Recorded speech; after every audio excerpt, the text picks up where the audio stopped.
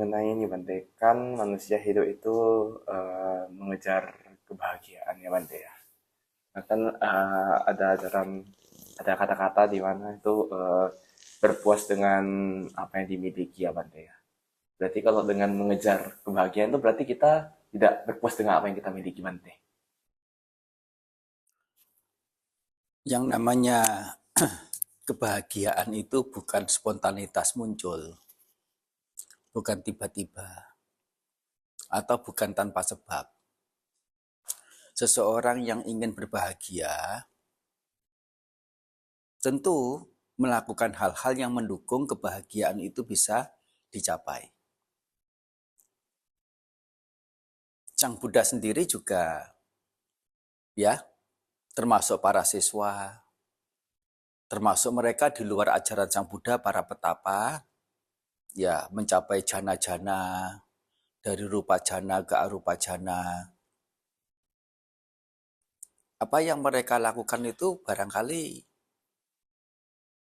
justru lebih sulit, jauh lebih sulit dari kebanyakan orang di masyarakat yang bekerja, bertani, berdagang, atau apapun pekerjaan yang lainnya.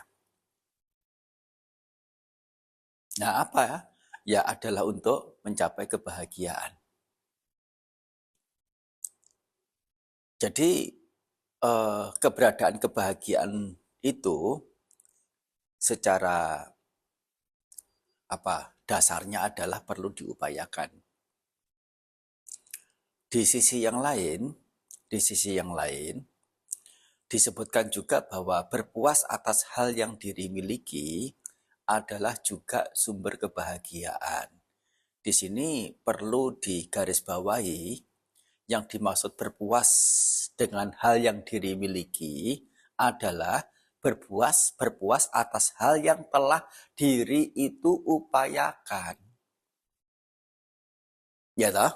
Kalau tidak berupaya, itu sesuatu yang menyalahi dari apa yang menjadi kriteria keberpuasan itu. Melalui berupaya juga, tetapi berupaya bagaimana, mendapat apa, setelah dilakukan dengan baik dan benar, melakukannya dengan optimal, dengan segala hal kualitas yang diri miliki, nah, punya keberpuasan terhadap semuanya itu.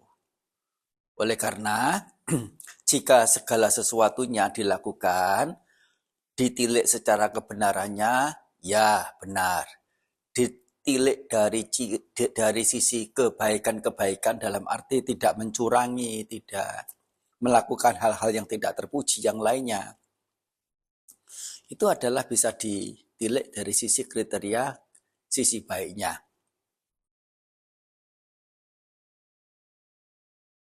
Nah, hal yang baik dan yang benar ini adalah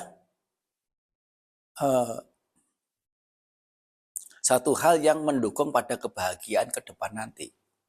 Tetapi meskipun hal yang dilakukan itu benar, yang dilakukan itu adalah baik, perlu juga optimasi kualitas-kualitas diri yang ada. Yaitu apa? Kualitas diri itu baik materi maupun non-materi. Yang non-materi itu termasuk ya persahabatan, pergaulan yang kalau dalam bahasa ekonomisnya itu adalah ya jejaring. Jejaring. Kita punya koneksi, punya pertemanan, ya punya pergaulan. Itu juga kualitas atau modal yang tidak tampak.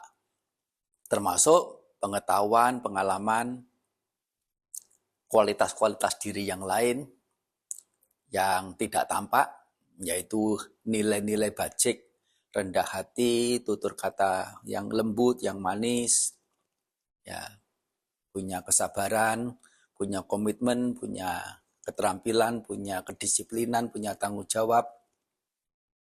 Itu adalah kualitas-kualitas diri sejauh apa semuanya itu sudah optimal ditumbuh kembangkan, diterapkan dalam seseorang itu melakukan upaya-upaya untuk mencapai kebahagiaan, yaitu apa? Dengan tumbuh kembangnya sisi materi maupun non materi apapun yang ingin dicapai. Termasuk juga misalnya ya tujuan untuk orang berkeluarga adalah apa? Adalah kesejahteraan, ketentraman anggota keluarga semuanya.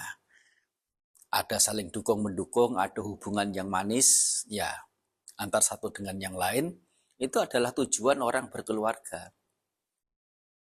Nah, sejauh apa itu semua bisa dicapai dengan menggunakan kualitas diri dari setiap anggota rumah itu.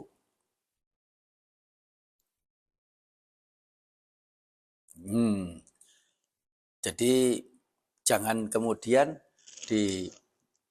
dibuat semacam komplikasi. Ya, kalau tidak berusaha itu kan tidak bisa bahagia. Tapi kalau berusaha itu kan tidak berpuas atas hal yang diri miliki. Itu memuntir pokok dharma.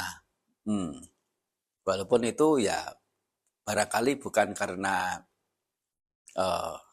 ya sedikit banyak itu ada.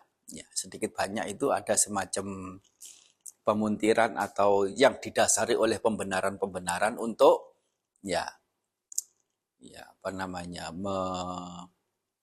istilahnya itu melegitimasi hal kurang, hal negatif, atau bahkan hal buruk yang diri itu miliki. Misalnya antara kesabaran dan kemalasan. Sabar. Ya, itu sebagai satu dalih, sebagai salah satu kilahan orang itu untuk melegitimasi kemalasannya.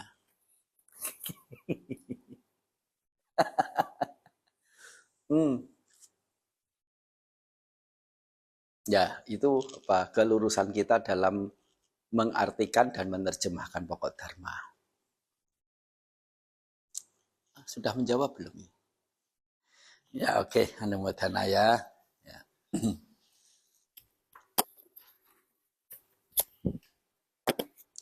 Sapitiyo viwajantu